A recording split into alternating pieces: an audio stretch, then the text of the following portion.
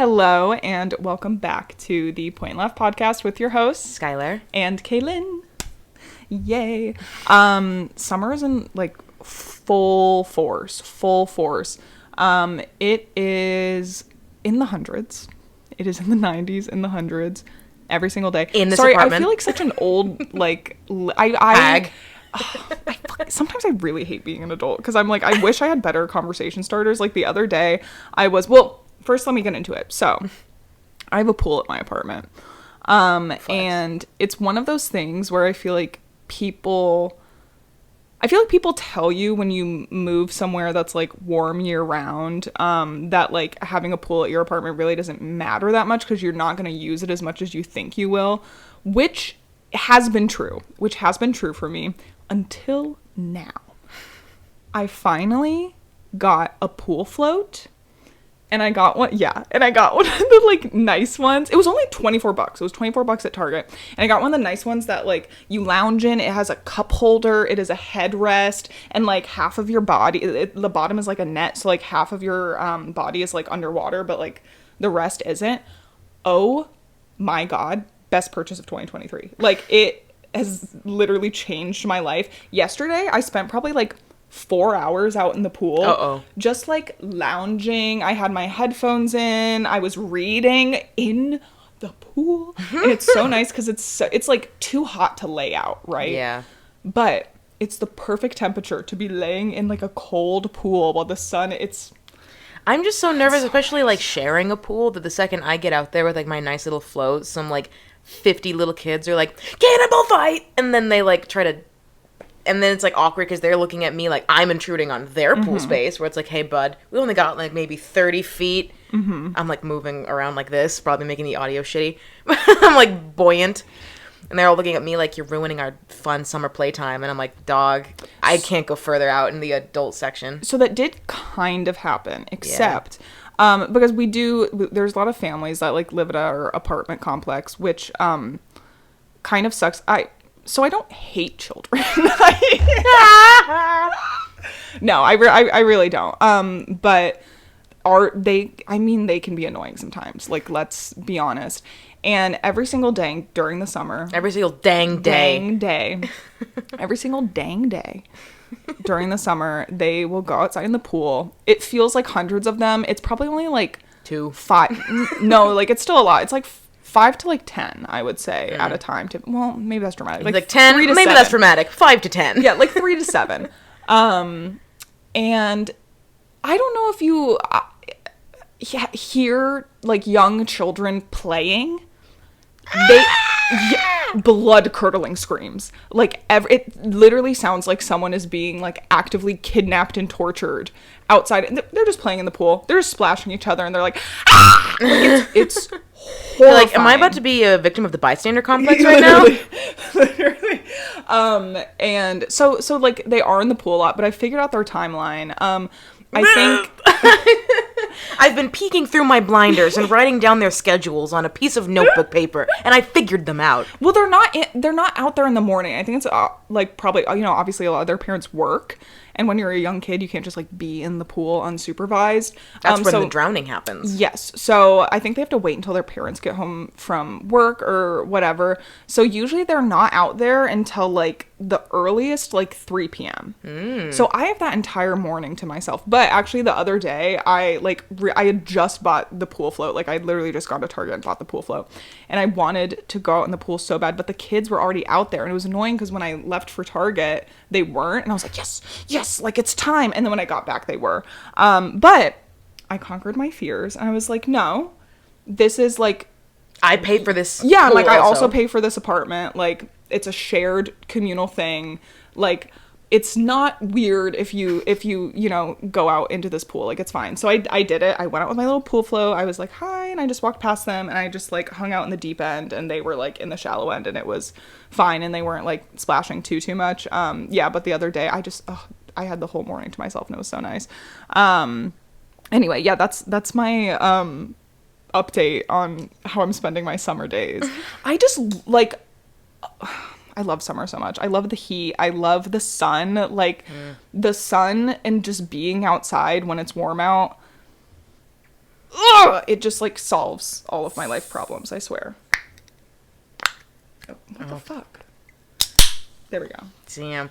I wish I could share your Sizzle. enthusiasm. I swelter and I melt. But there are times when, like, suddenly the weather turns like a good, crisp sunset 70, where I'm like, this is it. This is the life, brothers. The second it hits that, like, 90, 200, I'm like, goodbye, 200. It feels like 200. I'm being a little dramatic. Well, the thing is, we're in the valley, so it's like when it's 100 degrees here, it's like 70 degrees at the beach. So you have to wait until it gets, like, hot to, like, actually go to the beach, especially because the Pacific is, like, cold. The specific. I said Pacific. I know you said Pacific. I'm gaslighting you actively. Like, no, wait, run it back. Wait, no. Oh my god, you and I found out. Sorry, this is We're never going to get started. No. And another thing. This is so unrelated. I did not realize. Have you watched Justin Bieber's Baby music video recently? It's at City Walk. Yes! It's completely filmed. And you know why? At the Universal Studios Hollywood City Because Walk. I saw that tweet and I was like, dude, no way. And I'm looking into it and I'm talking with Hannah, who was a believer in her youth and also now. Just kidding.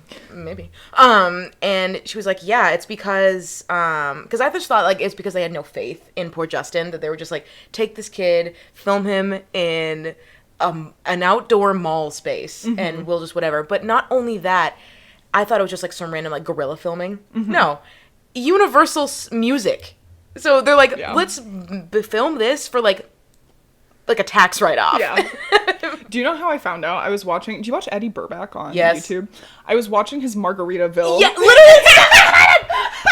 I was watching the Margaritaville thing, and there's a Margaritaville at if you don't know, he previously had made like an hour-long YouTube video with his friend Ted, I think is his name. Ted Nimitson. And it's like an hour-long video of them going to every single rainforest cafe in the country and Canada, and they do like this entire road trip for like 3 weeks, and it's hilarious. It's a great video. But anyway, they did the same thing for Margaritaville. Drink of the day, Target Good and Gather, ginger peach sparkling water. I'm back on my sparkling water bullshit. Drink of the day, leftover Taco Bell mango iced tea. Is it good? It looks like piss, but it tastes pretty good. Oh my god, I'm not like a sweet tea person, but the other day I had a sweet tea, and I think it was at someone's house, and it literally tasted like the Crystal Light, like, sweet tea packets, and I think it might have been, but I was like, wait, this is delicious. Good. So now I might go out and buy some Crystal Light sweet tea packets. Crystal meth. Yeah, I might just try and dabble in crystal meth, I don't know. What a scandal. I'm thinking of starting something new. An outrage. Wait a minute, that was not even on purpose. Speaking of scandals. So today we thought it would be fun to kind of do a little journey through a few of the, like, major historical celebrity scandals. So how do you want to do this? Do you want, like, I'll do one and you do one, or? Yeah, let's do that. I think Okay. it was just because I was talking to Kaylynne, and because, like, right now the big scandal of this week, I guess, I'm sure this will be old news by the time this comes out, but that Ariana Grande is in the middle of a cheating scandal with Ethan Slater, which is so stupid. These worlds should not collide. I should not have to, like, suddenly you have Ariana Grande and you have my favorite performer from SpongeBob SquarePants the musical, and I'm like, you two shouldn't be. No. And at first I was just so convinced that it was to drum up publicity for the Wicked movie, that they were trying to, like, astroturf a Don't Worry Darling situation by being like, oh, you have to see the Wicked movie now, like, there's some romance between the two leads. And I'm like, I don't know about all that. But then it got me thinking that, like, celeb scandals now just don't have the same panache and, like, pizzazz of, like, celebrity scandals from, like, not just old Hollywood, but, like, even to the 2000s, like the 90s, 2000s. I feel like if you had, like, a good, juicy celeb scandal that would grace the pages of, like, tabloids for weeks, and it would be all anyone ever talks about. And I feel like now celeb scandals are, like, less or like kind of boring. But, like, this isn't nothing. Like, it's still like crazy that like one of the world's biggest pop stars is in like a little bit of hot water with like the timelines of how her marriage and a marriage of her co-star line up. Like, this seems very old Hollywood, right? But it just got me thinking that like why aren't there any more of those? I think it's interesting, and bear with me for a moment because I swear this is going somewhere. But like obviously with old Hollywood and even like the early 2000s, like people weren't quite I fucking hate this word, but like for lack of a better term, like woke.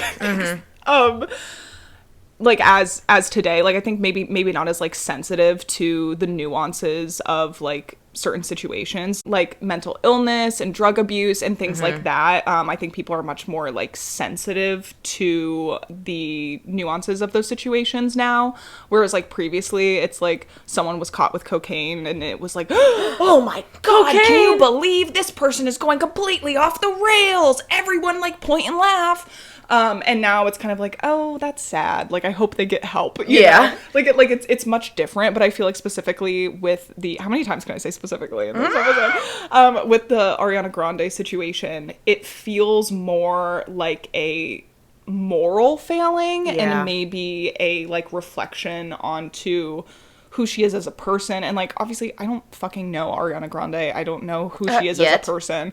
But like all of the like criticisms that I've seen on the situation have like been analyzed through like people have been looking back on her other past relationships and kind of like the messiness of those and the like situations that occurred then.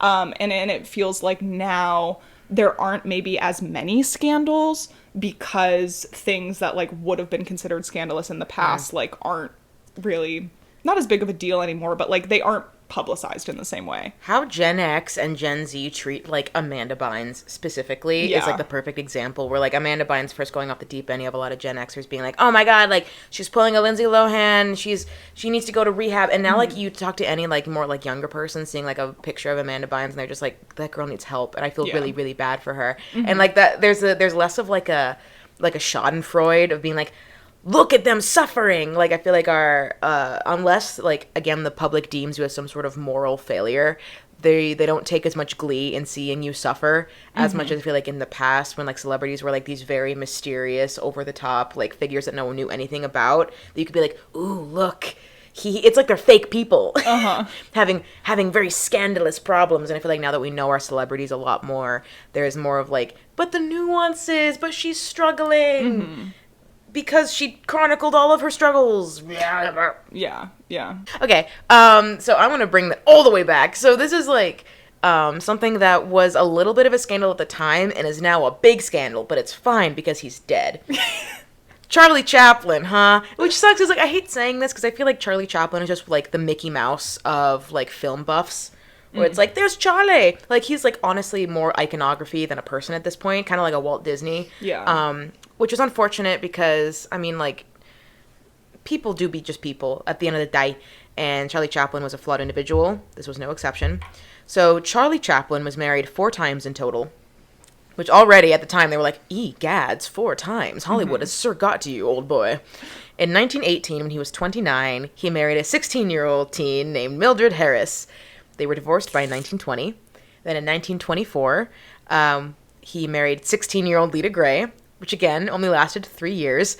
And like coincidentally, these marriages lasted just long enough for them to become legal adults before the divorce happened, which I'm sure was just like a terrible coincidence, which is why it happened twice in succession. In 1936, he wed actress, so at least people knew who this one was, Paulette Goddard, who was at least in her 20s. We don't actually know how old she is because typical of old Hollywood, if you wanted to be an actress, you had to change like your name, your backstory, where you actually came from, your hair color, etc. So it's more than likely that she just kind of lied about how old she was, but at least in her 20s, given her face and her mannerisms. And like, you know, you can only go so much when, you know, physical data can deteriorate and crumple. But at least in her 20s, he was in his 40s by this point. And then in 1943, when Chaplin was 53, he married an 18-year-old named Una O'Neill. At least she's 18, everyone. We win. They stayed married until his death in 1977. you can be like, it was a different time. Yes, but also no. Like, it was normal for, I guess, like, poorer people to wed this way, where it's like, I need me a young wife to tend my farm. But it was deemed odd enough that tabloids at the time commented on it, saying, like, even, you can be like, it was a different time. Not different enough that, like, tabloids were still like, shocking. Yeah. Young wife. Because I guess maybe it was because he was a big star and no one kind of knew who these girls were, and that there were so many of them. At the time, so many. There's 4. We'll get into what I consider to be a many as the scandals keep going. They're like, married 4 times, you say? To little girl nobodies? That Chaplin. What an odd fellow. And also, casually, he was just banned from the United States in 1952. Wait, what? Not because of this. Not because of this. know that. But because of, quote, communist leanings. Okay. So basically, he was just like, I think Hitler was bad. And they're like, are you pink? So he was banned from the United States in 1952 and then didn't return until 1972 to receive an honorary Oscar, and then he died in 1977. So, like, Charlie Chaplin, Leonardo DiCaprio wants to be you so bad. He just can't get there. Papa. Did you read, I actually, to research for this episode, or to, like, figure out which scandals I wanted to do, I literally Googled, like, biggest celebrity scandals 2000s, biggest celebrity scandals, like, 70s or whatever.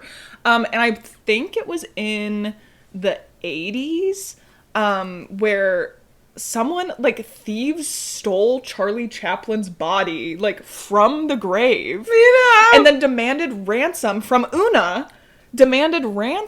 to, like, get the body returned. And I was a little like, he's dead. Like, why? Like, does it matter if the body is in the ground? The like, mustache is gone. I know, it's like, it's just a skeleton at that point. I don't know, that just seems like a bad trade. Like, I get it. Keep the body. I'm like, who cares? You already had the funeral. Like, you already, you know, like, there's already been closure. Like, right now, if the body is in the ground, if someone close to you was dead and then their body was taken, you'd be like, you know what? It's meat. It's fucking worm food. But it's like, that's not them. I don't know. Maybe that's just me. And yeah, you're right. Like, to be fair, I'm lucky enough that I don't have anyone, like, close to dead to me. Or having their bodies held for ransom. Yeah, or having their bodies held for ransom. I've not experienced that. Yet. But I'm just putting curses on you. I know, but I was reading it and I was a little like, what? How are you? I don't know. I didn't really understand. I was like, okay. She was like half her age, half his age. Maybe she doesn't have a fully developed lobe. Yeah. Your turn. Okay. I am jumping forward in history, and I'm going to be talking about Kim Kardashian's 72-day marriage. Gasp. Yeah, I remember this. Yeah. So, Kim Kardashian and Chris Humphries, who was, like, an NBA player at the time. I don't know if he's still, probably not. Where is he now? But they were very publicly married, and their marriage only lasted 72 days. Technically, there's like some technicalities. We'll get into it. So the couple was reportedly introduced by one of Humphrey's teammates in 2010, and after only 6 months of dating, the couple were engaged in May of 2011. Just 3 months later, Kim and Chris had their wedding, which was filmed and broadcasted on an E! special titled Kim's Fairy Tale Wedding. So yeah, highly publicized. Chris was 26 at the time, and Kim was 30, I believe. Oh. And it's actually really interesting because I was, like, reading some articles, and she is, like, not super open about the situation, but, like, I mean, her entire life is, like, very much in the public eye, so she has been kind of more open about the situation than Chris has. But she said that the reason why she was, like, willing to get married so quickly was because she was 30 and all of her friends and, like, family members were married and having kids, and she was kind of like, I feel like I have to, you know, like, I feel like at this point in my life, like, that's the next step that I have to do, and this is the guy I'm dating at the time, so, like, why not? Do you know how much this wedding cost? Oh God, how much is, like, the economy of Greece? $10 million. Why are you gonna say. I was gonna say $13 million. $13 million. Okay. Just because that was gonna be like the fucking most outrageous. I was gonna say $1 billion, but I'm like, in this economy, it's not it. Inflation. $10 million. $10 million. To be fair, that is not actually how much was spent. That's just like the value of everything. Oh. Because the wedding was a TV special and it was Kim Kardashian, and I believe at this point she was like 4 years into Keeping Up with the Kardashians. Much of the cost of the wedding was gifted or like deeply discounted. So they didn't actually spend that much, but that's how much everything was worth. Okay, who decides that? I decide that my wedding is worth $10 million. Well, they like broke down, there's actually an article, they like broke down the cost of everything that was there. Oh. Like she was wearing like a Vera Wang gown, which was $20,000. Oh, just kidding. She wore 3 different Vera Wang gowns during the course of the wedding, worth a total of $60,000. Kardashian received the dresses for free. $400,000 is the cost of the champagne that was served at the wedding, provided for free. $10,000 cost of the invitations by custom designers, also comped. $750,000 cost of the food for the reception, including caviar, Kobe beef burgers, truffles, and cupcakes. $3 million is the value of the Kardashians' wedding bling, including $1 million nuptial bands and Kim's $2 million engagement ring, all deeply discounted by the designer Lorraine Schwartz. So like they got most of everything like for free. Isn't that fucking crazy that the richer you are, the more people will give you things for free? It makes me so mad. It like makes me so mad. So anyway, so that's the wedding. They have this whole like whirlwind romance that is like also in the tabloids every single day. And 72 days after tying the knot, and just a few weeks after the E! Special aired, Kim filed for divorce in October 2011. So the E! Special aired early October. She filed for divorce. I believe it was like literally October 31st. Do you think she waited to like divorce him? And she's like, I have to at least wait until the special comes out because otherwise I'm gonna get sued. Yeah, otherwise you're fucked. Yeah, I do. So at first she doesn't. So at first, Humphries was saying that he was trying to salvage the relationship, and there's a statement from him saying, I love my wife, and I'm devastated to learn that she filed for divorce. I'm willing to do whatever it takes to make it work. I'm committed to this marriage and everything this covenant represents. However, a few weeks later, Humphries was like, oh, you want a divorce? Fine, I want an annulment. God damn it, Henry VIII. And in November of 2011, Humphries filed for an annulment, citing fraud as the reason, claiming that Kim only married him for TV ratings. So what if that's true? Can you really say fraud? Yeah, he said that it was a fraudulent marriage, and that she was only doing it for TV ratings. I don't know if that's what fraud means. So, do you want to know the reason why they got a divorce? Or, like, the alleged reason? Obviously, no one knows, like, for sure. But, like, right. This is the perceived reason why Kim filed for divorce. I'm sad. So, obviously, the couple was not getting along. Perhaps in part to the 2011 NBA lockout, which this is actually quite timely, given the current like WGA and SAG strikes. But in 2011, the NBA underwent a lockout, which is like, it's basically a strike, but like kind of the opposite, because it's the employers trying to gain leverage in an attempt to force unionized workers to accept new conditions, and not like the other way around. But anyway, during the NBA lockout, teams could not trade, sign, contact players, and players did not have access to team facilities, trainers, or staff. Oh. It shifted the like start date of the NBA season, and I think they only played, I don't remember the exact number, but like let's say they were supposed to play like 23 games or whatever, they only ended up playing like 15. So all work had stopped on Kris Humphries' end. So Kim, the get your ass up and work queen, oh my God, had her reality show and multiple entrepreneurial ventures while Humphries was essentially unemployed and partying, while unemployed and with Kim's money. So she was not happy. And, although they filed for divorce in 2011, they were not legally divorced until 2013. During the time, Kim was already dating Kanye. Oh. So, like, she was still legally married while she started dating Kanye. And when the divorce finally, like, was finalized, she was already pregnant with North. Oh my fucking God. This is the timeline, yeah. So they finally reached an agreement April of 2013, and Humphries finally dropped the annulment request, and they finalized the divorce in June. Also, this is just, like, a fun fact. Chris Humphries is 6'9", and Kim Kardashian is 5'2". So I don't know how that JPEG of that like hamster eating like a cucumber. Yeah, I don't know how that worked out. Yeah, but that was the wedding. Oh my God! The marriage. Wait, I have another. That's gonna lead so well into my scandal. Amazing. Are you ready? Okay, take it away.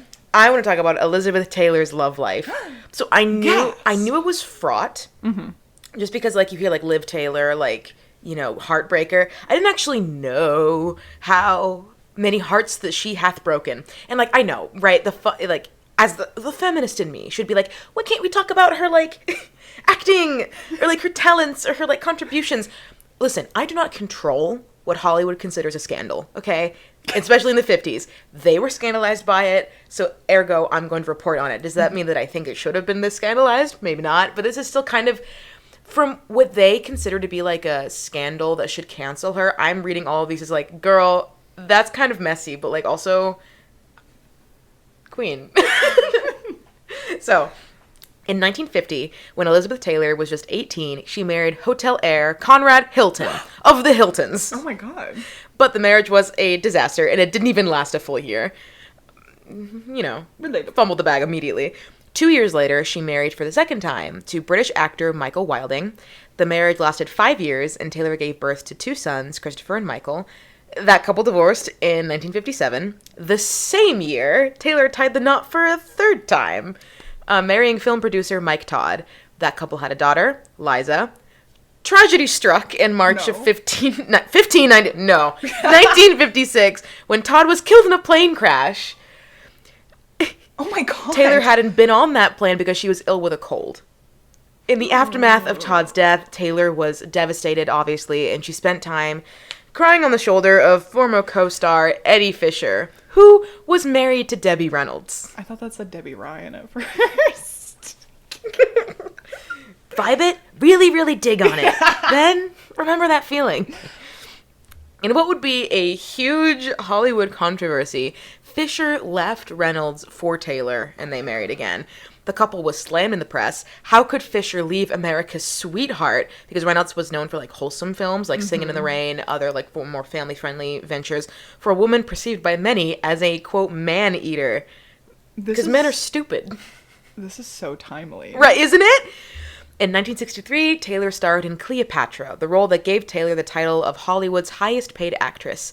When Taylor as Cleopatra starred opposite Burton, Mark Antony, in the blockbuster role many perceived she was, quote, born to play, she was 30 and still married to Fisher. I forget Burton's first name, but we're just going to call him Burton for the rest of this. Sparks flew when Taylor and Burton kissed in a film in a scene they filmed together, gazing into each other's eyes, and the kiss was longer than was actually in the script. Years later, Taylor said, "When I saw him on the set of Cleopatra, I fell in love, and I've loved him ever since." So Taylor and Burton began another affair. Oh my God. In the full gaze of the media, causing an international scandal, because I think Burton was like, I think European. They both ended their marriages to be together. So, you know that previous marriage that Taylor had that, like, that she quote-unquote home-wrecked? Lasted 4 years before she cheated again. Wow. That's just so funny. I just imagine, like, they're, like, macking on set, and they're like, cut. Okay, cut. Guys. And so began a decade filled with passion, horrendous fights, a lavish lifestyle, and extravagant gifts. It seemed nothing could break their bond, which included a 10-year marriage, a divorce, a second marriage, and a second divorce. So they were married for years, they divorced, and then they're like, no, let's give this another shot. Married for a couple of months, and then divorced again. Okay. There was another marriage in 1976 when Taylor wed politician John Warner. Sorry, I'm throwing out names at you. 5 years later, that marriage ended, and Taylor, who battled alcohol and drug addictions, checked into the Betty Ford Theater. And there Center. Not the Betty Ford Theater. She met construction worker Larry Fortensky, where she was like, well, maybe my problem is I'm marrying famous people. I need to just marry a nobody. And so she married a construction worker, and she married at Michael Jackson's Neverland Ranch. No. So which was the kiss of death. Elizabeth. So in 1996, Elizabeth Taylor and Fortensky divorced. And Taylor dedicated the rest of her life to philanthropy, receiving several accolades, including the Presidential Citizens Medal. So she didn't die single, I don't think, but she did die unmarried, which honestly, like, Queen, maybe that was for the best. Like, marriage isn't for everyone, obviously. Fun. And honestly, it's so weird hearing, like, Taylor had, like, the phrase Taylor had a fraught relationship, and, like, the inner Swiftie in me is like, I think I've seen this film before. Taylor Swift has not gotten married yet, but, like, I think for the time, you can't date long-term in the 50s. No. You have to put that ring on that immediately. Yeah, that's so true. So, history really do just be repeating itself. Crazy. Straight up. Yeah, I was like, so that was Liv Taylor, man-eater. And at the time, I'm sure, like, that they were like, that means that Elizabeth Taylor is a bitch that should be put down like a dog that she is. But I'm over here, I'm like, okay, slay. You're so right, though. I didn't really think about the fact that, like, you probably, like, you can't really have, like, long-term dating unless it's leading to marriage. Like, she can't... That's so improper. Yes, because I was literally even wondering, the guy who she, like, married and divorced and then married again, I was like, girl, why don't you just, like, date for a little bit and, like, figure out if you really want to get back together? But, yeah. You just have to jump on that impulse, and then that impulse goes, wah, wah. Yeah. Oh, that's right. He's an alcoholic. You just know. And I'm an alcoholic. And we both have problems, because we're both famous. Yeah. Yeah. Next up, I'm going to talk about the Winona Ryder shoplifting incident of 2001. I cannot believe it was that, like, not that 2001 is soon enough, or, like, lot long ago, but it seems closer than I thought it was. I thought this happened in, like, the 90s. Yeah, it's over 2 decades ago. Was this pre or post 9/11? It was in December. So, pre. Or, no, post. Oh, my God. The nation was reeling from 9/11, and here comes Winona Ryder stealing.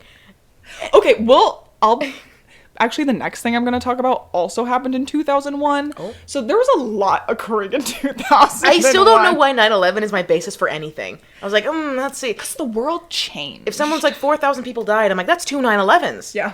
I don't know why 9/11 is my basis for anything. Well, it's because it was such a big deal at the time. I was a toddler, so I was crushed. Yeah, just emotionally distraught. Shitting my diaper.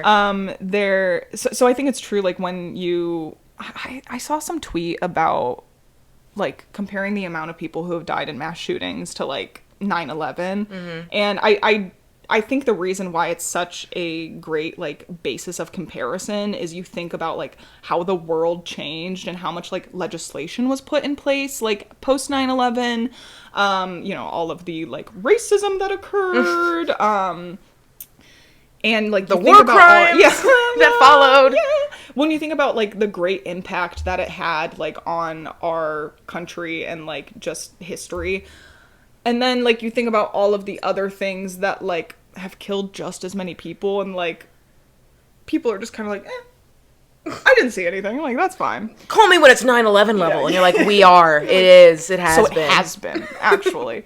So anyway, in December of 2001, Winona Ryder was arrested in front of the Beverly Hills Saks Fifth Avenue department store after oh my God, why can't I speak? Neither of us can read today. What is happening? What is in the air? After shoplifting more than $5,000 worth of designer clothes and accessories. No. She was charged with grand theft, burglary, vandalism, and illegal possession of prescription drugs.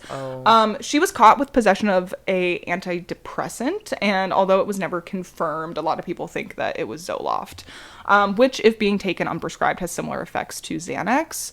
But it's kind of weird because I don't think they ever proved that she had a prescription for it, but, like, her lawyers the entire time was like, no, like, she had a prescription for it, like, that's fine.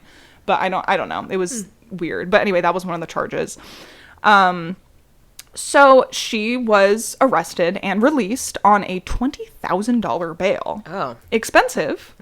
But Ryder was only convicted of grand theft and shoplifting, and given the sentence of 480 hours of community service, along with a $3,700 fine and a $6,350, given to the department store in restitution. Yeah. She was also ordered to attend psychological and drug counseling. That's fair. So during the time, despite it being like a relatively banal crime, Yeah. she was completely torn apart in the press, effectively reducing her to a bad punchline for late night television hosts. She was in every tabloid, blowing the situation completely out of proportion, calling her a druggie, a klepto, and Hollywood's favorite term, crazy. Yeah. Hollywood in the early 2000s loved calling women crazy. And fat. Yeah, crazy, fat, klepto, just all of the favorite terms. This was were given post to her. 9/11 America. Do we not have more things to worry about than if one woman stole? Well, and it's like, obviously this happens all the time, but there's this one article I was reading, and it was like from 2001, and it had been digitized and like put on the website, but they had a like scan of what the actual article looked like. And they of course used a photo of her where she's like walking some red carpet or something, and she's kind of making a silly face, like her tongue is out and her eyes are wide, and so she's like, oh no. and it just like, that photo next to this story of her being this like crazy like lunatic klepto just paints this perspective of her being like completely off the rocker. So it's also unfortunate because Ryder had like previously been very open about her struggles with depression and anxiety before this incident, and the press like used that and completely held it against her. Oh fuck. So the whole situation actually forced Ryder into an acting hiatus, and she moved back to Northern California for a few years to spend time with like her friends and family. And it's interesting because she talks about the situation now, and although like it's very unfortunate how the press portrayed her, she actually thinks of the situation not fondly, but she's like, I think it helped me grow a lot because she was able to take that time and focus on things outside of Hollywood and like what her life would look like potentially if she never returned, because she didn't know, like if Hollywood was going to accept her again after that whole situation. So she spent time pursuing other hobbies and passions, but ultimately decided that she did want to return to acting. Was Stranger Things her return? No. Okay, I was like, fuck. No, her hiatus was only like 2 or 3 years. Like, Okay. it wasn't a huge thing. But it's interesting because I feel like a lot of people kind of like forget that this happened. Oh yeah. Like I don't know, like if you say Winona Ryder, I this is not on my mind at all. But during the time, it was like the first thing that people associated with her. That's so crazy. I know, isn't it wild? But now it's like I was scrolling through like the article that was like top 10 like celebrity scandals of the early 2000s, whatever. And this popped up and I was like, holy shit, I forgot about that. I also forgot that Kim K was married, frankly, because when you think of Kim Kardashian, there's just so much other stuff. I mean, in Kim K's anti-defense, it's because she's done other crazy things.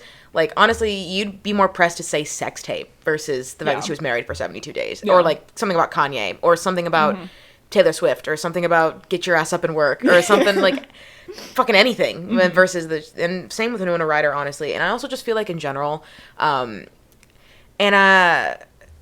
was trying to describe my feelings about this the other day, and I don't think I found the right words, but I think in general, Gen Z's squeamishness has kind of gone up, where like sex in general, but like, sex scandals, I feel like are way more like, pearl clutching. But I feel like, as this thing with Ariana Grande, it's taken as like a moral failing. But I feel like Gen Z and like younger, we just don't give a fuck about shoplifting. Yeah, it's never quite clear like what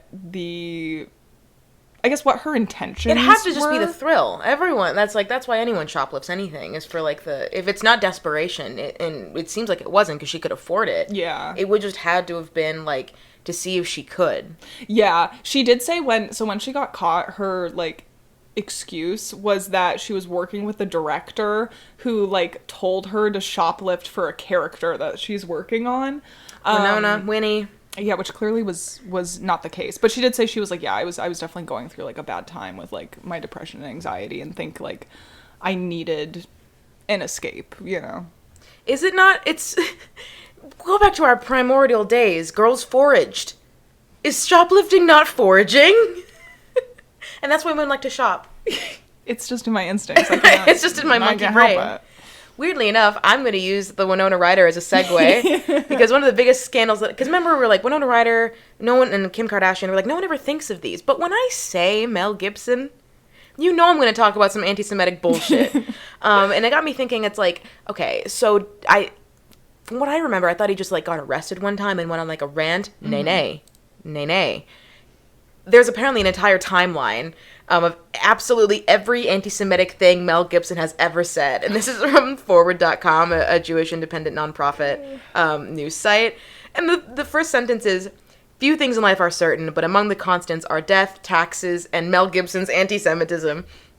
And then they're like, what's the timeline of everything he's ever said? It starts with when he was born, which I thought was fucking hilarious. He was born on January 3rd, 1956. Mel Commissile Gerard Gibson was born in Peekskill, New York, to Anne Riley and Hutton Gibson. His father, a World War II veteran, was a Catholic fundamentalist who believed the Second Vatican Council, which modernized the church, was, quote, a Masonic plot backed by the Jews.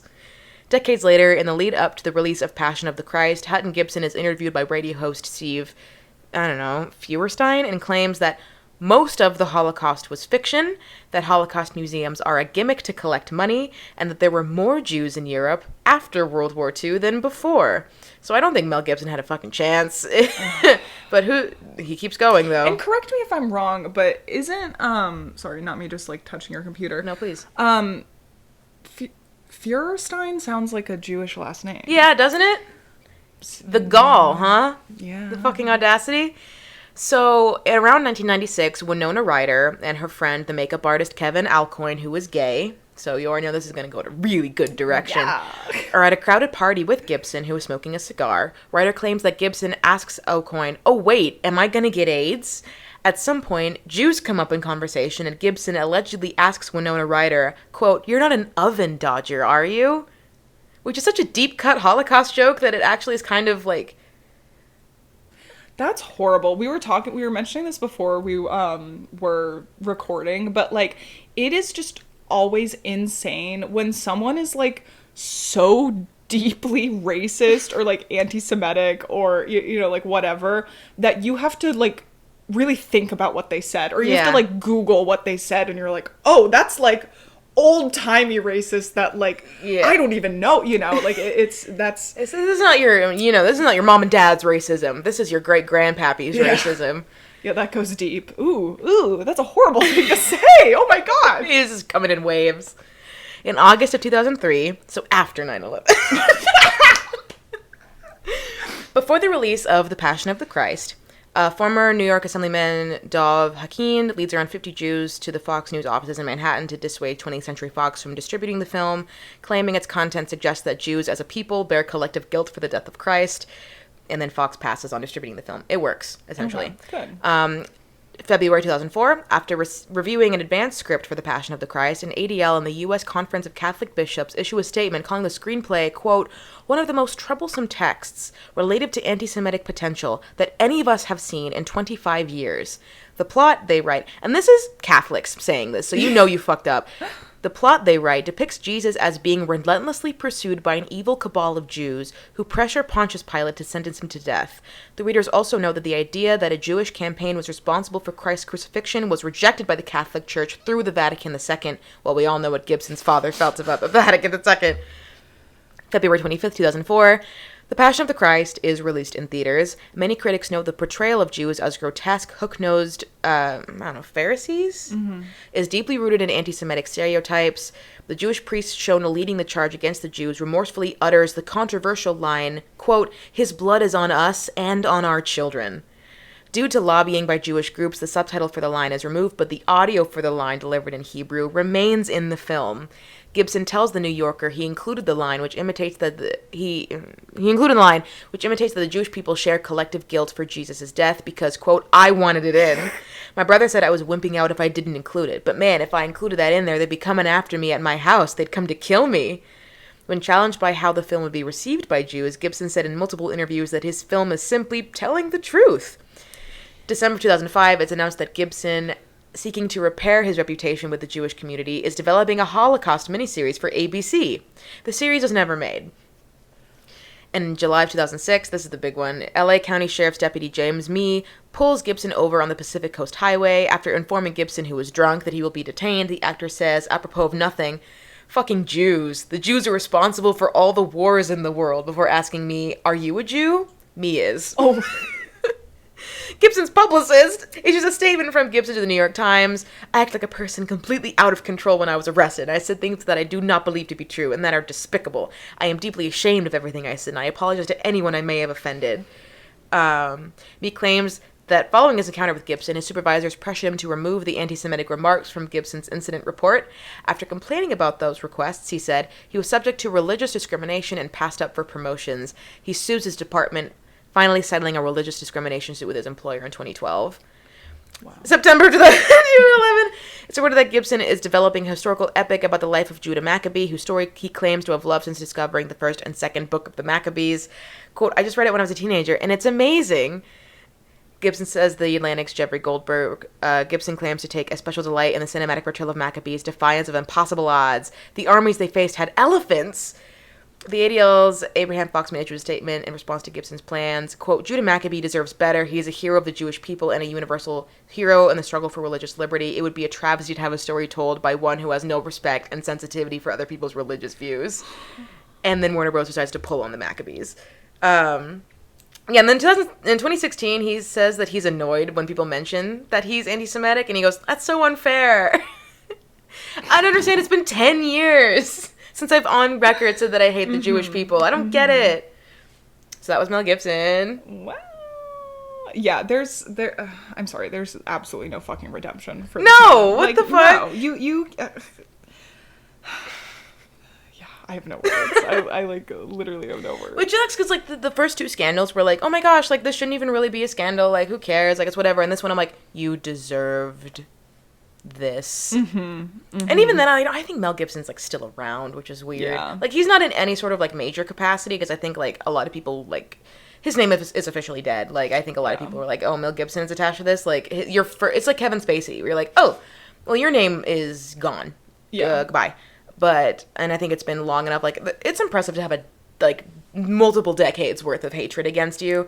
But I think he actually is kind of still around, which is really cool and not at all like really like maddening. Yeah, it is kind of crazy. I catch myself sometimes like thinking that everyone in a creative industry is like, you know, fairly liberal with their, you know, political and like social views, because I don't know why, because I just like I associate creative people with like open-mindedness. Kindness, yeah, and open-mindedness and like, you know, like all of these things that whenever like a, you know, person in the creative field, I it's just easy to forget that like there are lots of people in the creative field who are like incredibly anti-Semitic and bitter. That like if your screenplay doesn't work out, Ben Shapiro, it's because of the wokes, like, and not at all because you fucking suck as a screenwriter. Like, if your, you know, movie doesn't get off the ground, it's because like the producer was Jewish. Oh, it's because so and so. Oh, it's because it wasn't gay enough. Like, you'd be surprised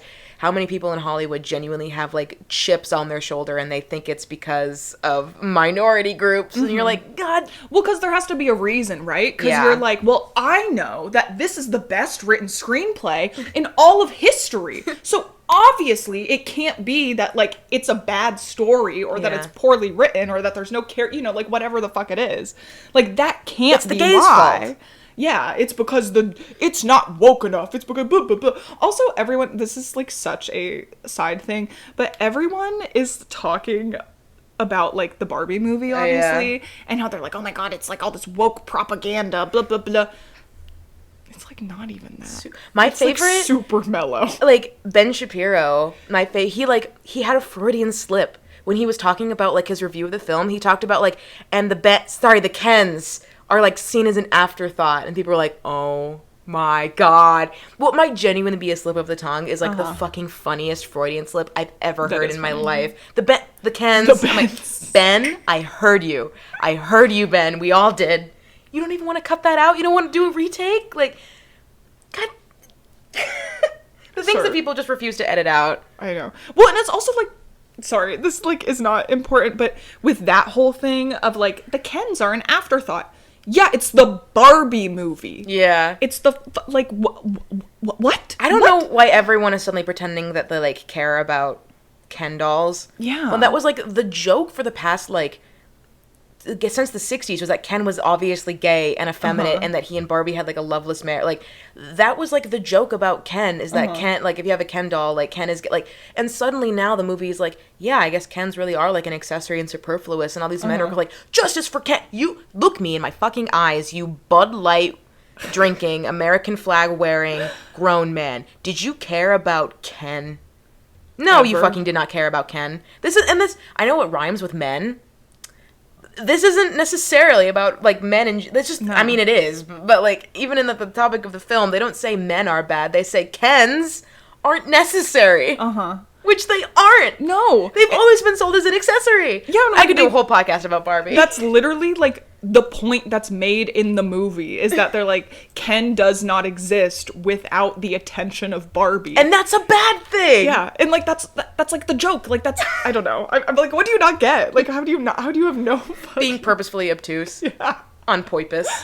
Anyway. Back to scandals. Back to scandals. We're talking about the big one. Martha Stewart. Mother. I thought that Martha's Vineyard was Martha Stewart related up until I think, like, God, last year. Yeah, I found out a couple... Yeah, much too old finding out that Martha's Vineyard is, like, an island and not just, like... I thought it was just, like, some wine vineyard. And that, literally, like sponsored by Martha Stewart. Yeah. Or, like... Yeah, Martha's Vineyard seems like a line of, like, cookware that would be sold at Walmart. Yeah, which is just, I don't know, I guess that shows how great the, like, American public education system but also, is. I'm not in the right tax bracket to go to Martha's like, Vineyard, so, like, what the fuck am I supposed to do with that? Yeah, but it is, I remember hearing about it and being like, why does everyone care so much about this wine vineyard? No. Anyway, so Martha Stewart. So, funny enough, this incident actually also occurred in December 2001. Oh my god. The same month and year of the Winona Ryder incident. Like, a lot was happening in December of 2001. I don't know why. So that's when this happened. However, in 2003...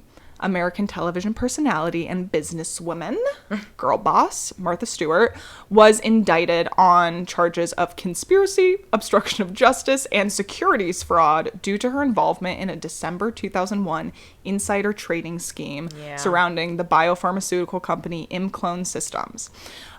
So ImClone Systems had developed a experimental antibody to be used for the treatment of metastatic colorectal cancer and head and neck cancer. Killed it. Thank you. So Martha Stewart's broker, Peter Bakanovic, was a close friend and the broker of Sam Wexall, who was the founder and CEO of ImClone. So, Peter Bakanovic, Martha Stewart's broker and broker of and close friend of the founder and CEO of ImClone. Okay, I see the triangle. Yes. So Bakanovic tipped off Stewart by letting her know that Wexell was selling all of his shares of ImClone. Never looks good when the CEO of a company is selling all of their shares. So because of this, Stewart sold about 4,000 shares of the company the day before the FDA announced that the experimental antibody that ImClone had developed had failed to obtain approval. So they're selling all of these shares, and then the very next day, the the public finds out this thing that is obviously going to affect, like, the stock in the company. Because of her well-timed trade, she avoided losses of $45,673, which of course raised red flags and caught the attention of federal investigators. I have a question. Yes. This so far does not even seem like it's like, why is this illegal? I'm so glad you asked. Oh my god. Like, am I just stupid? Because that just seems like you're using your network. Like, So, here's the thing. Insider trading is illegal because, so insider trading is the buying or selling of publicly traded company stock by individuals with access to non-public material information about that company. This practice is considered illegal because it's unfair to other investors who don't have access to that privileged information. I guess that makes sense, but it's also like, like, you know, in my job, like, sometimes I have to email a casting director. I don't have that email, and so I'll never get that self-tape in because I can't email, and, like, someone else will know who that is, and it just kind of, like, it makes sense. It makes sense that, you know, if you have insider knowledge, but also it's, like, be an insider. I know, like, it should be illegal, but I know how the story goes, and I know that Martha Stewart's going to go to prison, and I'm just, like, I just don't know if I agree with prison time. Am I the problem? Here's the thing. I think it's because it has to do with money, and often like tens of thousands, if not millions of dollars of money. And that will affect, like, that can affect the economy as a whole. Yeah. That can affect, like, you know, just like your average citizen. If you have stock in ImClone Systems and you don't know about this, you are losing thousands of dollars when someone else who was tipped off that, like, you know, this major thing was going to happen and that the CEO was selling all of his shares, they are, you know, saving themselves thousands of dollars of losses when the average individual, it, like, has to go through that. Which is crazy because, like, if they share a broker, that means that, like, in the best case scenario where Martha Stewart didn't go to jail, like, he'd either be like, well, I know this is happening. Sorry, Martha. Yeah. Or, like, he lets her know and she's like, well, I guess I'll just take this loss. Like, that sucks. Yeah. So in 2003, she was indicted, and in January 2004, the trial began.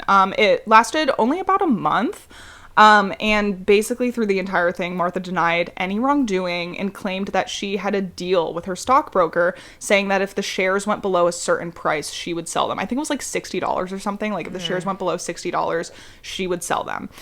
During the witness testimony, however, of Bakanovic's assistant, it was confirmed that Bakanovic, I might be mispronouncing his last name, I don't really care, to be honest, but it was confirmed, it was confirmed that Bakanovic had tipped Martha off about the impending loss. So his assistant went on the stand and was basically like, yeah, no, like, I remember him, you know, calling her and being like, hey, like, you should, you know, get out while you can. After weeks of argument back and forth between defense and prosecution teams, Martha Stewart was not convicted for criminal insider trading charges. However, she did have to pay $195,000 to settle a civil case with the Securities and Exchange Commission. But what she was found guilty of was conspiracy, obstruction of justice, and lying to investigators after a 2004 trial. Oh, so it's like how Bill Clinton wasn't, like, arrested, or not arrested, but he wasn't charged with, like, having an intern suck him off. He was charged with obstruction of justice and lying to the court. Exactly. So she wasn't even convicted of insider trading, but she was convicted of, like, lying about it, basically. So here's, like, a breakdown of the conviction, because it's kind of like, okay, conspiracy, obstruction of justice, whatever, like, why did that come about? So the conspiracy conviction is because she was found to have conspired with her broker, Bakanovic, to obstruct justice and make false statements in the ImClone insider trading investigation. So that's basically they're saying that her and Bakanovic, like, were conspiring together in order to make false statements. The obstruction of justice comes in because she was found to have tried to hamper the Securities and Exchange Commission investigation of her stock sale by providing misleading information and attempting to tamper with a phone message from Bakanovic. Oh. And then false statements. Stewart was found to have lied to the Securities and Exchange Commission, the FBI, and federal prosecutors when she claimed she had prearranged with her broker to sell her ImClone stock when it fell below $60 per share. She was also found to have lied about not recalling being told that the family of ImClone founder was selling stock. So that's why she went to prison. The conviction resulted in a sentence of 5 months in prison, followed by 5 months of house arrest and 2 years probation, as well as a fine of $30,000. Which seems like unnecessary. If I'm going to prison and then house arrest and then probation, it's like, and also, why not 30 grand? It's like, come on, man.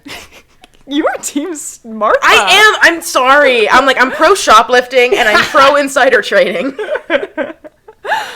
Stewart reported to a minimum security West Virginia prison in October of 2004 and was, according to her, given the nickname M. Diddy while she was in prison.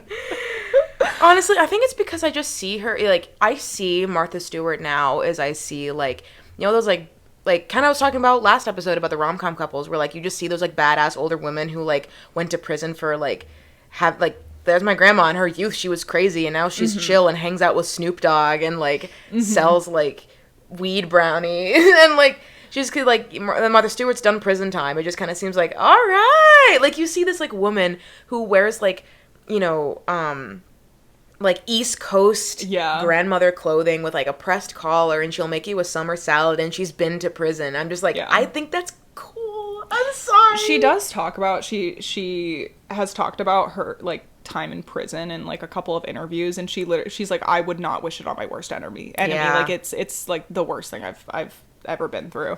And she was only there for 5 months, so, which I mean is like a long time, but yeah, so that's the whole thing with Martha Stewart. That's why, because I like knew that she had like gone to prison and all this stuff, but I didn't really know like what she was convicted of and like for what reasons.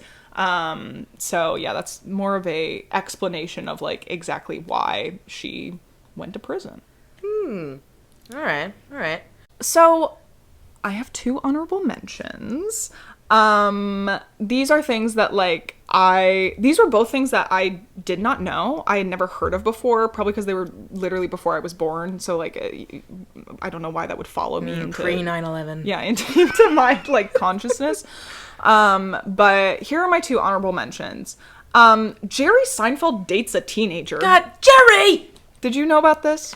I honestly, okay. No, I think I might have. I just know that Jerry Seinfeld is considered, like, Jerry Seinfeld is one of those comedians where, like, the worst man you know idolizes Jerry Seinfeld, and, like, everyone else is, like, It's, like, he was, like, what he represents is, like, this era of comedy that he was, like, you know, I'm the everyman. Isn't it funny that, like, you know, you buy a pair of socks and they give you a hanger for them? And now he's, like, a quadrillionaire. I remember before John Mulaney broke my heart... And, like, John Mulaney was, like, Gen Z's, like, perfect comedian that he, because John Mulaney wanted to be Jerry Seinfeld so bad, so fucking bad did he want it. He, like, tried to reboot his own Seinfeld show. Literally was called Mulaney. It was the exact, like, word for, like, beat for beat. Yeah. It wanted to be a reboot. And Jerry Seinfeld was interviewing John Mulaney, and then they were, like, talking about, like, John's wife, and then, Jerry was just being so gross, where it's like, was your wife an interior designer? All women are interior designers. Or like, at least but, you know, she's in charge. At least that's what we want him to think, right? And, like, you could tell that John was just looking at him, he's like, what the fuck? So I know Jerry Seinfeld is, like, weird, and I think I might have heard this, but I don't know anything. And I'm so ready to take this stupid schmuck face down. So this was in 1993. Ew. After a chance encounter in Central Park, I'm not going to say her name because I feel like she deserves to live her life. But a 17-year-old exchanged phone numbers with the then 38-year-old comedian, Jerry Seinfeld. Jerry! He approached her. She was a senior in high school. And they, you know, had a brief conversation, exchanged phone numbers. They dated for 4 years. Jerry, no. And they dated from, she was 17 to 21. And they broke up when she was 21. And he was, what's 38 plus 4? 42? 21 and 42. Yep. She even transferred from George Washington University to UCLA to be closer to him. Despite being more than twice her age, Seinfeld insisted there was nothing inappropriate about their relationship, defending his actions during an appearance on the Howard Stern's radio show. Yeah. Fucking Howard Stern, of fucking course. And he'd be like, you're right, Jerry, I believe you. Women these days, you know, you can't even tell how old they are looking at them. You know, they're dressing in the short skirts. And Jerry, I believe you. I've known you for a long time, and I know you'd never do something like, yeah, I thank you. I also think that, you know, that's my Jerry Seinfeld impression. Good job. So shortly after they ended their relationship, the comedian met Tommy Hilfiger public relation executive Jessica Sklar. Sklar. It sounds like someone trying to say my name badly. Asked her out on a date, unaware Sklar. This cannot be her last name. Sklar. Unaware Sklar was just returning from an Italian honeymoon with then husband Eric Nederlander. What is up with these last names?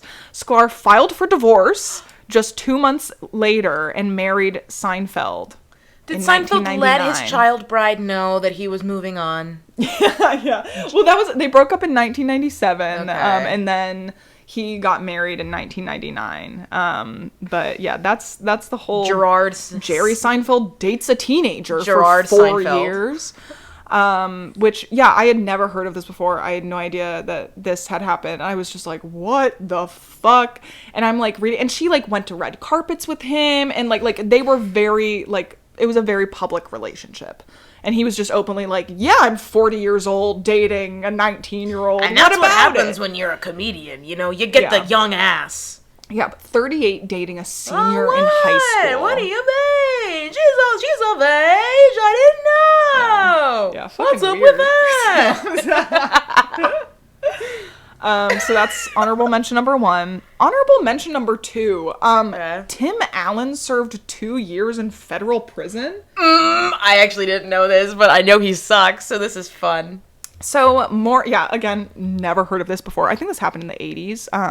No, oh my god, this was in the 70s. So more than a decade before rising to fame with his starring role in Home Improvement, Tim Allen was arrested in a Michigan airport for possession of 650 grams of cocaine on October 2nd, 1978. Allen was able to avoid life imprisonment. Holy shit, Tim. Crazy, through a plea deal in which he provided authorities with the names of other dealers in exchange for a reduced sentence of 3 to 7 years for drug trafficking. Oh, so he was just so Mr. Santa Claus himself just turned into a snitch to avoid life in prison? Yeah. Yeah. Uh-oh. I can't No wonder he left life Michigan. In prison? Yeah, I'm like, life in prison. And that's for why he's cocaine? the voice of Pure Michigan. For what? Tim Allen is the voice of like Michigan, like come visit Michigan. Oh my god, I did not know that. Like one of my the roommate in college, so she was from Michigan, and every time like we bring up Tim Allen, she would pull up, and yeah, it's his. We would play from her TV, and so she would get like Michigan ads because your mom was paying for it. Oh yeah, and it'd be like Pure Michigan, and it's Tim Allen. He's That's like the crazy. voice of like getting people to try to come to Michigan.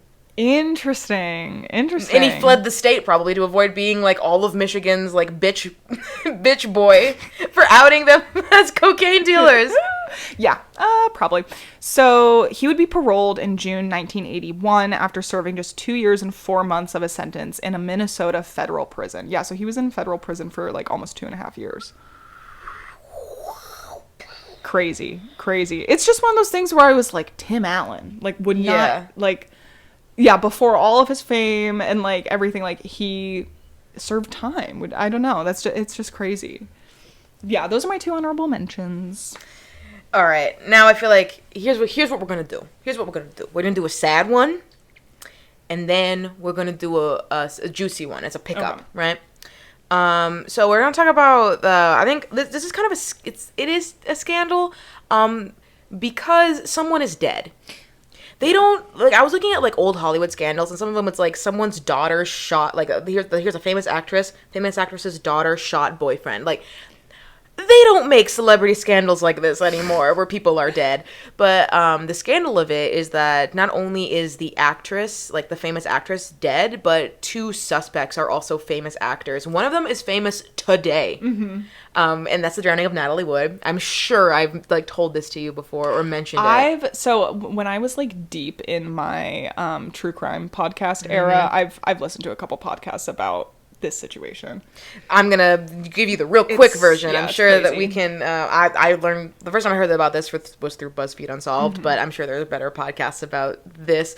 But in general, Natalie Wood was a very beloved actress. She was in West Side Story. She was in Miracle on 34th Street. She used to date Elvis Presley. Didn't know that. But yeah, she was just this Hollywood starlet, and she married actor Robert Wagner in 1957. And then she was dead. So I'm gonna read this little timeline thing. So Natalie Wood was only 43 years old when her body was found floating off the coast of Catalina Island aboard a yacht named the Splendor with the previous night with her husband Robert Wagner, her co-star Christopher Walken. Chris Walken, what are you doing here? Mm-hmm. And boat captain Dennis Davern. She had disappeared overnight. And currently this is an unsolved mystery, which if it was a shocker like then, it's only because, like, not only is the starlet dead and these 2 very famous actors are in the heart of this investigation, the investigation never fully closed. In fact, it reopened in 2011 because they're, like, the circumstances around her drowning are just...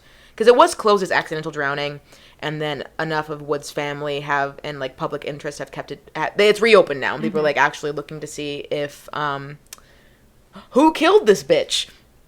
So, I want to scroll through all of this. I'm getting all of this from articles because I'm lazy. Okay, this is fun about like marrying and remarrying. Wood had affairs with both her director, Nicholas Ray, and her co-star, Dennis Hopper. And then she married Robert Wagner in 1957. They divorced 5 years later, and then they remarried again in 1972 and had a daughter. Wow. Romance. Who said romance is dead? And then, although Wood's career began to wane, she did act opposite Oscar winner Christopher Walken in her last picture before she passed away, which was Brainstorm. And the two became fast friends with some suspicion that they were secretly dating on the side. And it was Thanksgiving weekend of 1981 when their alleged relationship arguably became a problem. So Wood and Wagner invited Walken, 3 W's, to join their sailing trip around Catalina Island, and that's when everything went wrong.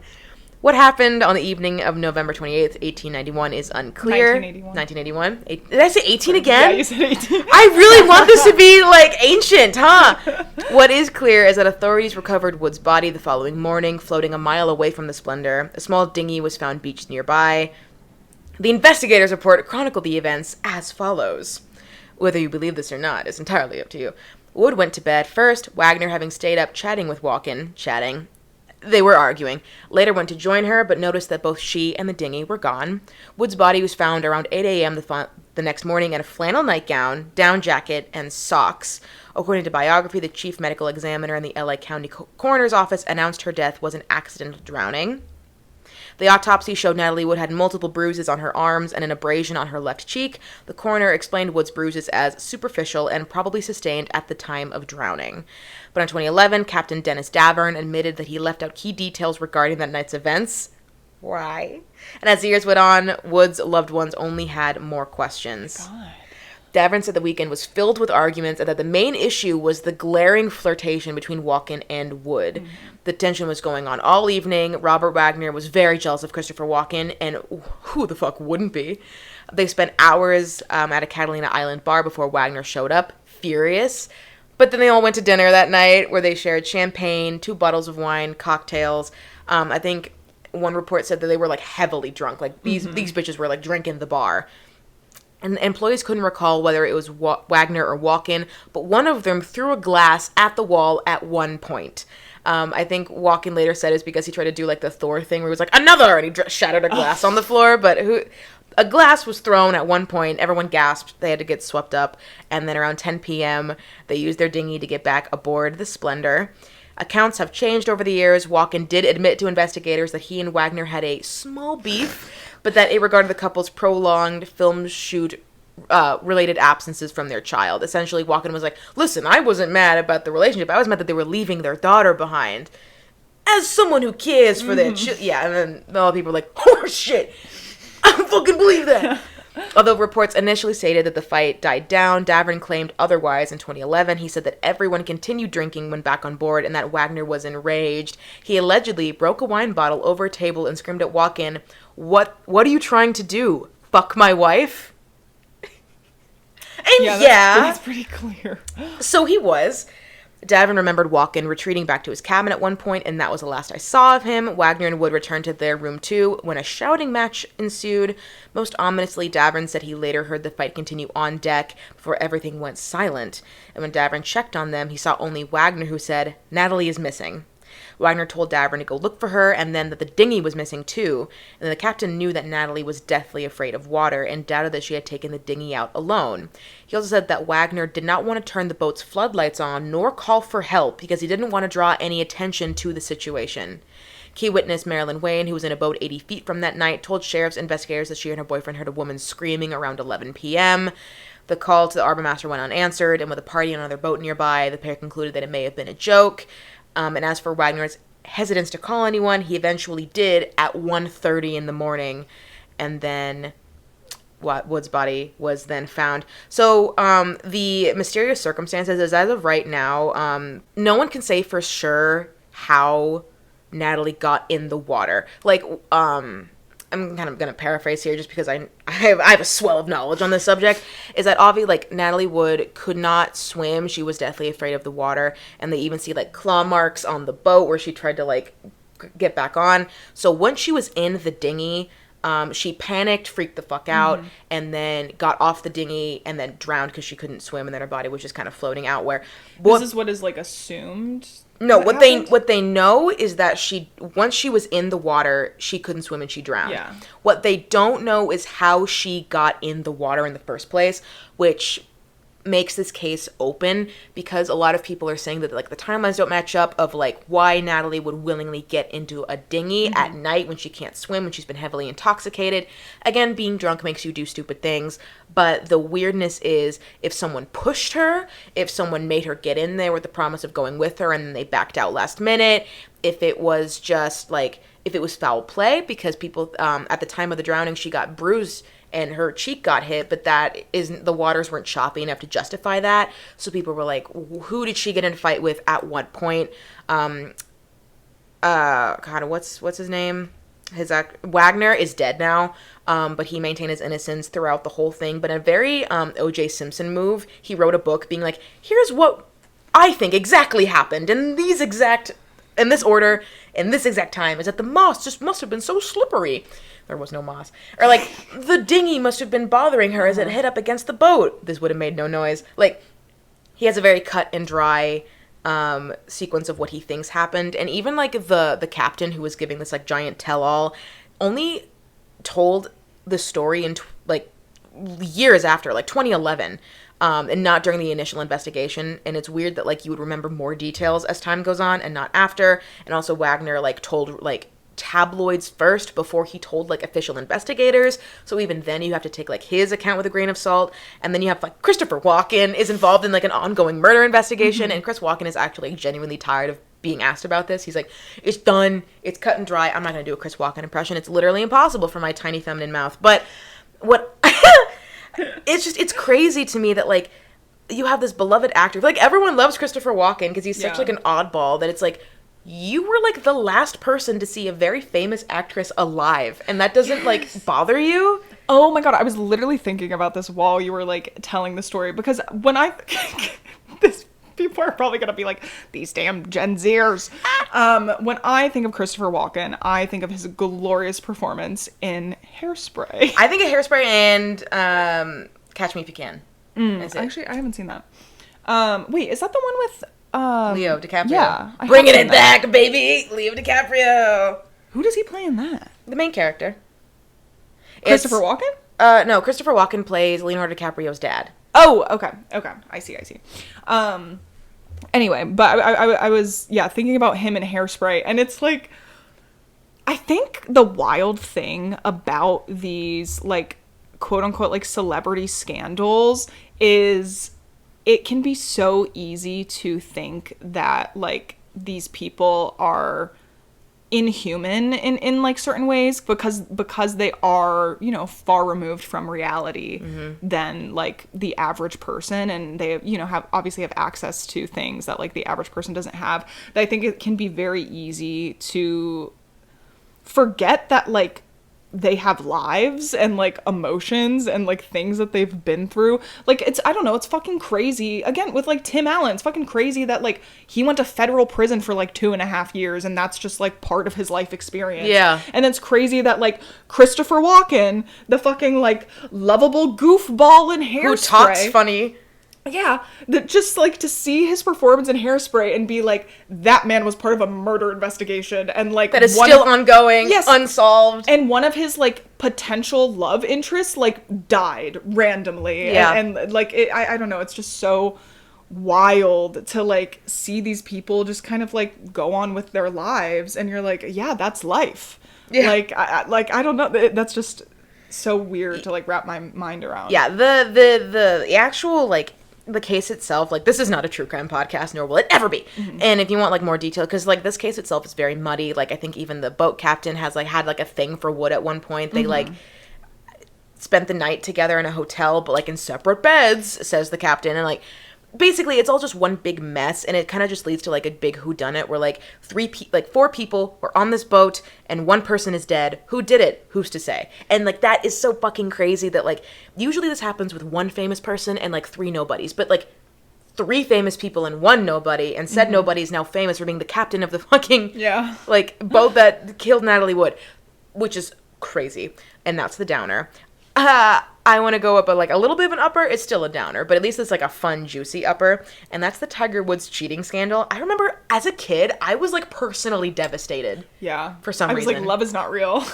And I'm just like, I think it's because like 6 years old. I revered him. Like, I like revered Obama, which to be fair, like these both took place in like 2009. And they were both like, I mean, Tiger Woods met Obama like when Obama was like elected. And they were both, you know, they were successful in a very like predominantly white field, and they beat the odds. And I just feel like people like Tiger Woods was like considered the best golfer of all time. Like the world was like in the palm of his hands, and then just seeing, and I didn't know how, I thought that like his cheating scandal just went on like the one. No, it is not just the one. Woods was considered the greatest golfer of all time and a uniquely American success story. He was like a multi-ethnic superstar, dominating a historically very white sport. I remember he was reinventing what it like meant to be a golfer. He had a beautiful wife, Ellen Nordegren, a former model in Sweden. They had 2 kids, and he was a very wholesome image that netted him $110 million in endorsements. He was 33 years old. Damn. Here's how the night went down. Like, this is such a movie. November 26, 2009, the day before, the National Enquirer, which, the National Enquirer, headline read, Tiger Woods cheating scandal. Inside was a spread detailing Woods' months-long affair with a New York City nightclub hostess named Rachel Uchitel. Uchitel? I think it was Uchitel. I was literally YouTubing how to say her name. She was photographed checking into the same hotel as Woods during the Australian Masters and was quoted in telling a friend, "It's Tiger Woods. I don't care about his wife. We're in love." A very Enquirer thing, but Woods seemed worried enough that the day before the magazine hit the stands, Woods had his wife call Uchitel to confirm that the allegations were all baseless. His wife was unconvinced. On Thanksgiving night, after Woods, an insomniac, took an Ambien and fell asleep, Nordegren took his phone and scrolled for Uchitel's number. She clicked on it and found a text from her husband, quote, "You are the only one I've ever loved." It was now 1 a.m. on a Friday, and Nordegren called Uchitel immediately. Wait, hold on. Oh, yeah. And before I go into that, she's described by friends and family as being, quote, an exceptionally controlled person. And she texted Uchitel as Woods, or Uchitel. I'm never going to say it right. She said, "I miss you." She texted, like, Rachel from her phone, pretending to be her husband. And then, and when are we seeing each other again? Of which, I'm just going to call her Rachel because I can't fucking pronounce her last name. Rachel replied immediately, expressing surprise that Woods was still up. And then Nordegren called Rachel immediately. "I knew it was you," she said. "I know everything." "Oh, fuck," Rachel said, and then hung up. Yeah. Nordegren, screaming, woke up Woods. He was woozy, but he grabbed his mobile phone and ran to the bathroom, locking himself in and texting Rachel. "She knows. I'm going to be packing." He told her, "It looks like divorce." Yeah. Nordegren was still screaming at Woods, demanding that he come out of the bathroom, and when he emerged minutes later, she swiped his phone, took one look at the last sent message, "divorce," and exploded. She threw the phone at Woods, chipping his tooth. She pummeled his chest and scratched his face. He wrestled himself away, and Nordegren reached for the nearest weapon, a golf club, and began chasing him. Wait, sorry, can I have a quick clarification? Sure. I don't know if you have the answer to this. So when her friends describe her as controlled, do you know if that means like she's typically very like composed and emotionally controlled? I think that's what they were trying to establish. Not that she was Okay. controlling, but that she usually has like a way better hold on like her emotions. So this was very out of character. Okay. Yes. I'm following. But also probably also controlling because she's like, Yeah. what? But also like, I mean, you're married. you know.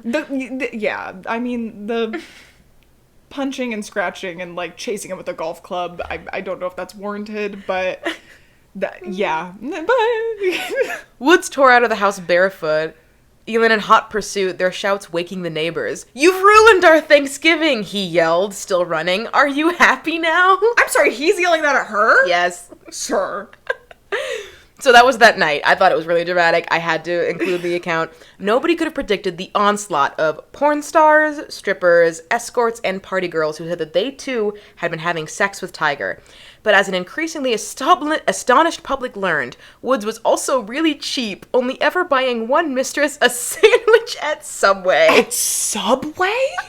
He was making $110 million a year, and he like $5 footlong. We can split it. You're gonna eat all that bread. By December 11th, 2009, 2 weeks after Woods' incident, the number of known mistresses was up to 14. He lost endorsements with Nike, Gatorade, Gillette, and Accenture. Accenture. I don't know what that is. The latter alone earning him between $10 million and $15 million a year. He announced he was taking a leave from golf, and on November 30th, he pulled out of the Chevron World Challenge. By the end of the month, Woods has entered rehab for sex addiction. Woods reportedly confessed to sleeping with 120 women. But sources close to Nordegren say that she remained on the fence about leaving him until April of 2010, when a 15th mistress was revealed. Her name...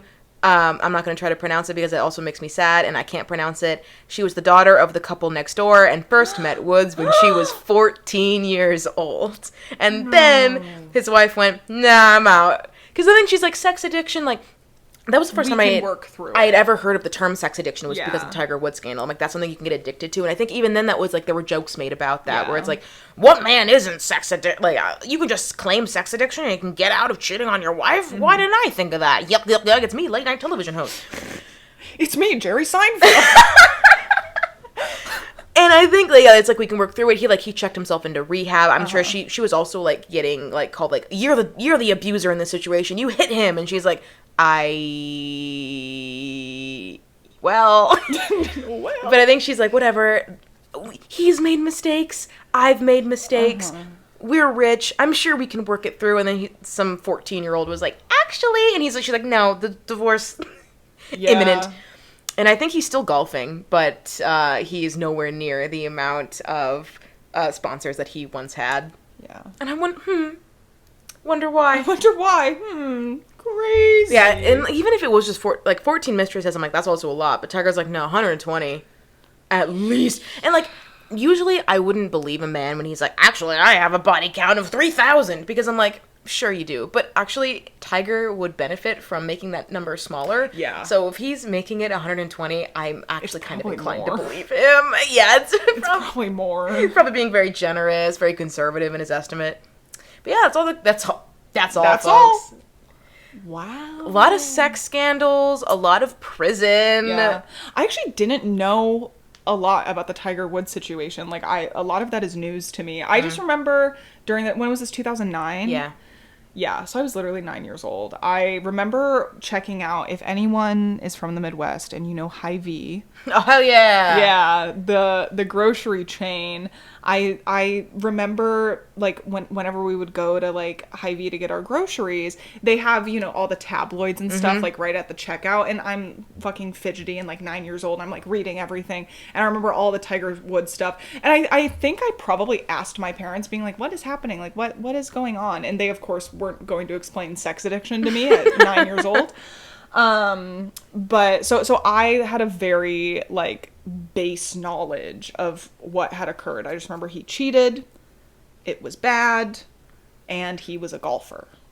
And that was it. The two tabloids, because I was the same way. Mm-hmm. The two tabloids that I routinely remember popping up all over the place was Tiger Woods cheated on his wife and Brittany. True. Third one was that little girl who's dead and her mom got away with it. Ramsey? Yeah. No, not Jean Benet. That was before our time. Oh, I still remember seeing all the it was on like People magazine and shit. I know, but there was another one where it was that same, like the girl had like her hand, like she was resting. Like, was it the girl who went missing while the family was on vacation? No! Oh my gosh. No, sorry, I have to find this very specific, very sad girl who's, like, everyone thinks her mom got away with killing her. Got away with killing daughter. Casey Anthony. Oh, yeah. Yeah. Yeah, I do remember that. I remember too. those three were like, I was like 9 years old and being like, are people cruel? Yeah. Oh my God, I remember I remember when Amy Winehouse died. What was that, 2010? Which is crazy. I thought Amy Winehouse died in like the 90s. No, I remember when Amy Winehouse died, and obviously her picture was like all over, everywhere. I literally, for the longest time, widowy, I thought for for too long. I also thought that she had died in the 90s and that in 2010 they were just like bringing it back up for whatever reason because of her fucking beehive hairstyle. Yep. I was like, oh, that's like a famous singer from like the 60s or whatever. And finding out, no, she died in like 2010 and she was what, like 28 or something? I think she was 26 because she's a part of the 27 Club. Yeah. And I found that out, oh my God, like only a couple of years ago. Same. And I was like, wait, what? I think it's just like she was like a singer of the 50s. You hear Amy Winehouse and like as like such like a very beloved voice that I just thought she'd been around for a while. When I feel like you even hear her music and like it sounds like her voice is just so like rich and like it has the sounds of something, like it doesn't sound like it's like of something from like 2006, Yeah, like Amy Winehouse and Kesha should not overlap. No. Exactly. No, for like the longest time, I was like, oh yeah, no, like she died a long time ago. And they're like, no, I think it was like literally when I watched the Amy Winehouse documentary, I was like, wait, this is like... That was me, honestly. This was in 2010. I knew nothing about Michael Jackson. He died in 2009. And then I remember MTV did a long, every video we ever have of Michael Jackson, like, and remember sitting in front of like a TV. I think it was like I was on vacation or something, or like I was visiting someone. It wasn't my TV, and I was just staring. And this is the first time I'd ever heard any of Michael Jackson's music outside of like what was occasionally on the radio. And I remember being like, "Yep, my new personality." And I had like a Michael Jackson phase for like 2 years. No. You couldn't tell me about if you mentioned Neverland Ranch to me, I'd like scream at you. I'd be like, "Those are unfounded accusations." Oh no. Well, this is gonna be another feature film length podcast, everyone. Sorry about that. It's what happened. Damn, my 90-minute rule. We're breaking it. Yeah, thank you. This was not a fun one. There's lots of sad things that were discussed. But also like fun things though. Yeah. No, but I think it was interesting to like kind of look into these scandals and being like, oh, so that's what happened. Because I do think a lot of these things, like we've heard about them, or like we were really young when it happened, so like we don't really understand the full story. So like being able to kind of like go back with like an adult's perspective and being like, oh yeah, maybe a 17-year-old shouldn't be dating a 38-year-old. And like, you know what else too? It's honestly like I thought about this too when I watched the Free Britney like documentary. Is like for how harsh that we think like the paparazzi are and like tabloids are now to like the pop divas that we really care about.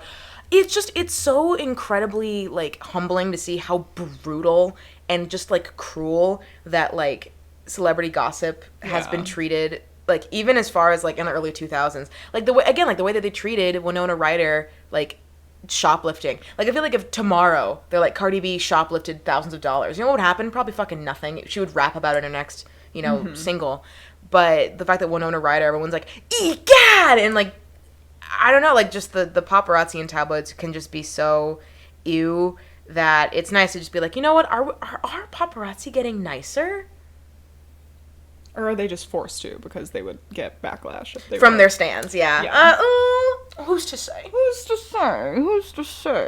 Yes, thank you guys so much for listening. We hope that you enjoyed. If you're listening, you're probably already listening on one of these platforms, but just so you know, we are available on Spotify. I almost said podcast. We are on podcast. I did that last time too. We are available on Spotify, Apple Podcasts, and you can see the video version on YouTube as well. We have a YouTube channel, Point and Laugh Podcast. Yeah, thanks. Bye. Bye.